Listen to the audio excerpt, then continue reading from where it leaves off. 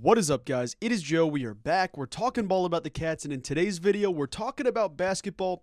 It's a little bit more content reactional to the national perception of Kansas State basketball, and I'm going to give you my thoughts, as well as push back on some of the outward narratives surrounding K-State basketball.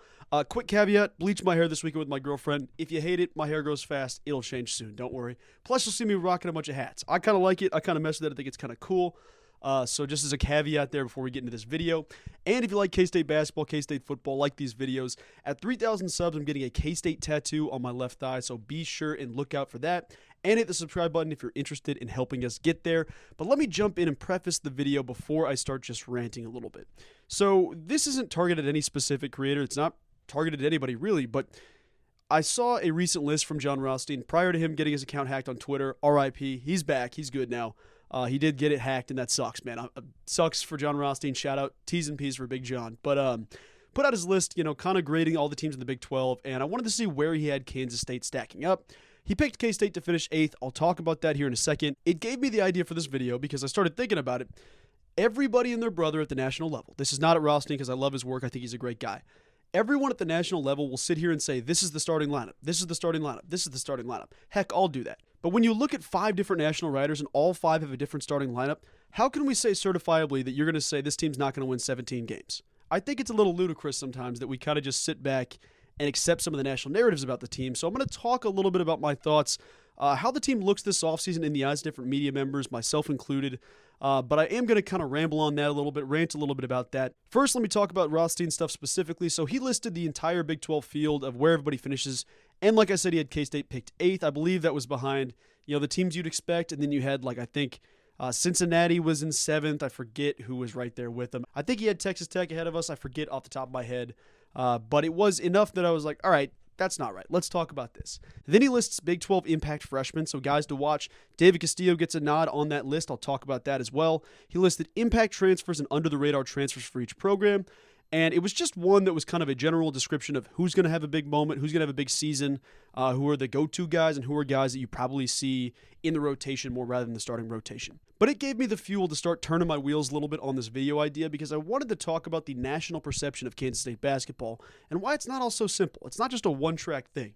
And this goes for every program. I'm not saying this specifically just about Kansas State. However, in our case, it's all about the Cats. We're talking about the Cats. So Jon Rothstein, like I said, 8th place finish with Kansas State basketball. As for his starting 5, he had K-State starting Doug McDaniel at the 1, Brendan Hausen at the 2, had Coleman Hawkins at the 3, Achor at the 4, and then Ugonna Onyenso at the 5. So comparable, but that 2-guard spot is still where everybody's a little bit in limbo.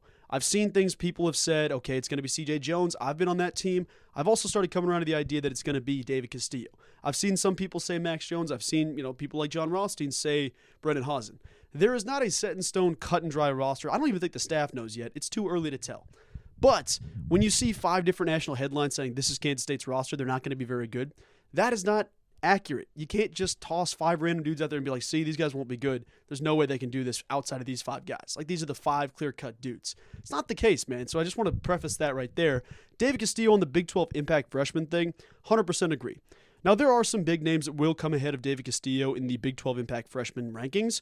Off the top of the head, I would say VJ Edgecombe. The dude has been tearing up the FIBA Olympic stuff. He's the first guy that comes to my mind, but that's no difference for Baylor. They have that track record. They had it last year with Jacoby Walter, Keontae George year before, so on and so forth. The next dude that comes to my mind is BYU's Igor Demine. The dude's a stud, played for Real Madrid, going to be a beast in Big 12 basketball play. Before going a similar path, this is a lofty aspiration, but to say he'll be on a similar path to Luka Doncic is not out of the question. That's the idea there. But the impact transfers, he had Coleman Hawkins and he had Doug McDaniel. No secret, no surprise there. However, I have one little tidbit about that I want to mention. On the under-the-radar transfers list, he has Achor, Brendan Hausen, and Ugonna Onyenso. And I wonder what the separation is between an impact transfer and an under-the-radar guy. Now, I know you can't list 4 or 5 dudes as the impact transfers. That's not the case. It's not always going to work that way. But to me, Achor screams impact transfer. However, this is going to be my first bullet point on this video. I have an issue with people looking at this saying, okay, that front court won't work. And it seems like when you see a lot of people look at the starting projected lineup for Kansas State, this is not including Rothstein. He does his own thing. He's good to go. He had it set in stone. He was good. Some people seem to believe that for some reason Achor will be coming off the bench because he plays a similar position to that of Coleman Hawkins, and they can't fathom the idea that Coleman Hawkins can slide to the 3. And I don't know why that's such a big issue for a lot of people, but for some reason, it's just the general consensus, hey, this thing won't work with Chore and Coleman Hawkins. Even though both dudes have shot over 40% from the three-point line, can do just about anything you need offensively or defensively on the basketball court. I don't get why it's so cut and dry. I've heard some of the ideas being that Coleman Hawkins might struggle guarding the three. The dude's one of the best two-way players in the country. He's going to be fine. There's different things you can do in that case, but I don't expect that to be an issue. I don't expect Coleman Hawkins' defense to be some, awful thing guarding threes. I don't think that's going to be that big of a jump for him. But my caveat to this is a lot of the guys that say this is the starting lineup, it's not going to be good, or this dude, Chore and Coleman Hawkins can't be together. You're also hearing him say, they can't even say Michaela Bridge's name right. It tells me you're not watching Kansas State basketball that close. If you're calling Michaela Bridge Macalee Bridge, I don't trust your opinion of Coleman Hawkins and Chore on the court at the same time. If you're calling CJ Jones Christian Jones, what are we doing, folks? Yeah, sure, I get it. You don't have to watch every second of every minute to be a general basketball guy, but sometimes the national dudes, I think, apply that one-track mind to just every single team and say, this is how it's going to be, this is the way it's going to be because that's how it's been before. It's not just a set-in-stone thing of individual assets, individual players can develop, players can have different roles. There's just narratives around this team that just aren't right in the national media. And I think that that's been kind of starting to boil up a little bit. I would also probably guess if you went into the locker room, they don't care. I mean, nobody really cares what you say in the media. I know a lot of cases there's individual athletes, individual players on every team in America, basketball, football, baseball, softball, that will hear this stuff. Some guys are more on social media, some aren't. But if nothing else, it's giving them motivation to say, all right, you think that I can't play the three? Yeah, I can't defend another three? Okay, I'll show you. And then you go have an All-American season. I'm a Chore. Okay, I can't go play the four even though I've played small ball five for my entire career. You think I can only play 22 minutes? Okay, I'll go show you.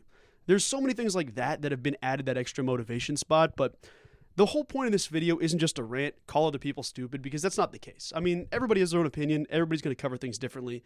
If you ask me to talk about Iowa State basketball, I'm not going to be able to say it with the same conviction I can about Kansas State because I don't know everything about them. I can give you general bullet points and what I think, but at the end of the day, it's not in-depth conducted research. This is not a local thing. K-State's local people are incredible. On 3, 247, there's a ton of great people that do this, but sometimes when you start getting that upper echelon, it starts being general. Focused approach of, okay, these guys have played similar positions, they can't play together. That's not the case, man. It's just not the case consistently. So I say all that to say, nobody knows the starting rotation, and this isn't a video to say you should have us pick number one. I don't want to make it sound like that. That's not the case I'm trying to pitch here. So if you are someone that's, been higher on the Cats or lower on the Cats, I'm not trying to get you to change your opinion, but I'm just trying to exercise those who are watching this video that when you see national writers talk about Kansas State, take it with a grain of salt. John Rothstein, they might finish 8th, they might finish, last, they might finish first. None of us really know, but 8th to me does not seem accurate. I'm kind of in the 5th, 6th spot. That's kind of where I'm thinking for K-State basketball, but I get that there are some things where you're like, well, I don't agree. That's fine and dandy. I'm not going to try to change that, but it's mostly the dudes that look at this and say, Ugonna Onyenso adds nothing offensively, and they treat him like it's the previous year where he can't do anything offensively and be like, well, no, this guy's awful. He's horrible. That's not the case, man. These are dudes that come in every single day, that work every single day. Jerome Tang is one of the best developmental coaches in the country. You can take a dude that's a true 7-footer, one of the most athletic defensive players in the country. Guy can run the court in transition. He's one of the best transition scoring bigs in the nation, especially in the portal this past season. Guy comes to Kansas State. He's played only a limited amount of minutes. Toss him out there for 35 minutes. Toss him out there for 32 minutes. Let him get a full body of work, and you'll see what he can do. A Chore, similar thing. Well, hey, he's only played small ball 5. He can't jump out and handle the basketball. He's going to struggle with that. Give the kid a chance. Let's all pump the brakes a little bit. That's all I'm going to say, because I think that sometimes you get on that narrative of, well, this guy, he's just this player. He cannot get to here. Doug McDaniel has that narrative. Doug is already a sensational basketball player. Some dudes that watch him in Michigan say, okay, he was a selfish player. He wasn't a selfish player. They had nobody around the dude. His second best player was Terrace Reed. Shout out Terrace Reed. But it wasn't a situation where he's playing with 3 first-team all-conference dudes at every single second on the court. He had times as a freshman with Hunter Dickinson. He had some of that here and there. But, there are dudes that get viewed as this, and throughout the portal cycle, they start to get viewed as this because of where they came from to where they go. Kansas State is not a here program, but those in the national media look at Michigan and say, hey, the Big Ten basketball, and they'll overvalue that despite the fact that the Big 12 is the best conference in America. They'll look at Doug McDaniel and say, yeah, I don't think you can win with Doug McDaniel as your main guy. You just can't. How do you know this? How do you know this? Michigan had a horrible head coaching situation. I get that you're trying to just base it off something random, but the fact of the matter is nobody knows. And when people try to tell you that they know, nobody knows, myself included. I know nothing.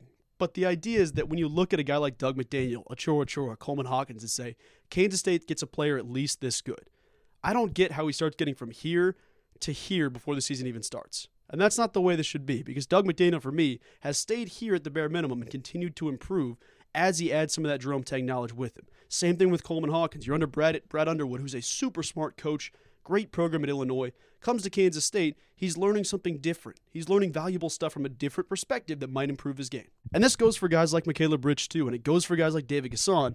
Because we haven't seen it yet, doesn't mean we won't see it. That's all I'm going to say. Like, David Gasson took such a massive jump between last year and this year. He's also another guy where you hear people butcher the last names and then go on to tell you that Kansas State's horrible, so take that with a grain of salt. But it's pretty funny to me to see that guys will see people check in and they'll stay the same. They don't improve, they don't get better.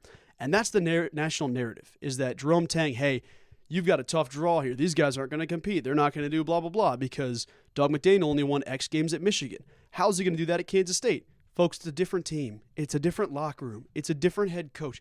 Everything about the situation is different. It's not just a one-track thing. Juwan Howard ain't walking through the door to coach. That's all I'm going to say. I kind of woke up and chose violence with this one. This isn't directed at anybody, but just the last couple months, I've seen so many negative ideas of like, hey, Kansas State could compete, but they're not going to be that good. They might win a couple of games, be a fun, spicy team. They're not going to be that good. How do we know that for a fact? Think about the athleticism, the length, and the ability in the front court, and then pair it with a guy like Doug McDaniel, who truly can be not a Marquise Noel guy. I'm not trying to say he's Marquise Noel. People put him into that box because he has all the abilities. Doug McDaniel can be a first-team All-American point guard. And he can facilitate. He can be the best facilitator in the nation. And like Jerome Tang said in the recent clip, if you saw it on K-State Basketball's Instagram and Twitter, as the dudes have to guard you, everybody around you gets more space.